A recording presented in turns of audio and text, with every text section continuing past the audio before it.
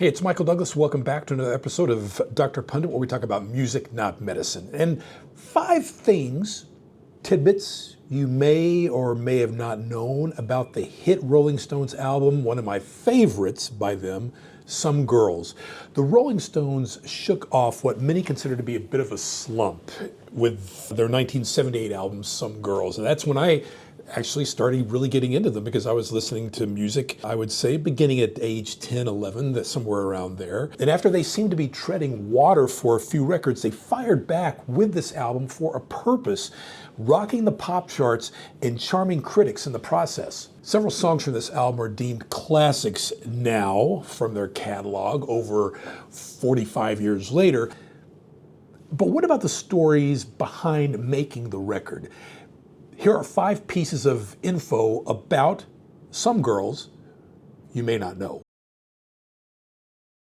Now, their previous album, Black and Blue, released 2 years earlier in 1976, stood out because there were several different guitarists on the record alongside with Keith Richards. And that's because the band had to fill in for the loss of Mick Taylor. Ronnie Wood shows up on the cover of Black and Blue, even though he contributed to just a couple of songs. Some Girls was his first full album with the band, so his true debut. And what a debut it was. He makes an impact throughout the album, I think, especially on the crunching guitar attack on the song When the Whip Comes Down. The #1 smash, Miss You, showed that the Stones could enter the world of disco while still maintaining their identity. Yep, I think that every act, most major acts from 1976 to 1981 had their disco moment.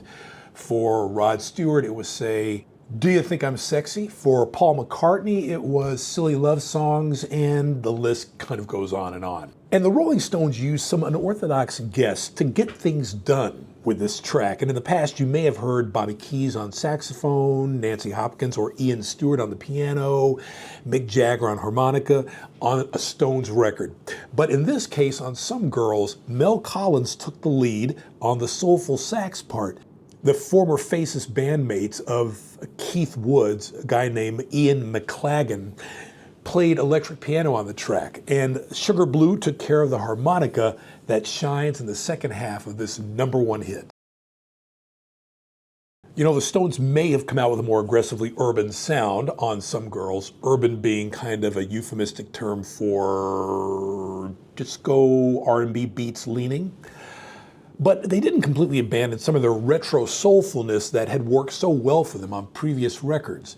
Keith Richards, always a stalwart for tradition, contributed the basic idea for Beast of Burden. And years later, Richards claimed that he picked the title as a way of thanking Mick Jagger for carrying the load while Keith struggled with these personal problems. And not that Keith Richards was overly apologetic, as the next informational tidbit explains.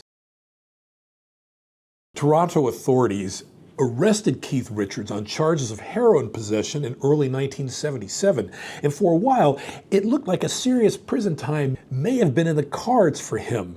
But Richards mostly skated the rap, and the song Before They Make Me Run leaned into his outlaw status here, suggesting that even the threat of imprisonment wasn't going to change his ways. Richards kept the track mostly to himself, playing all the guitar parts as well as the bass.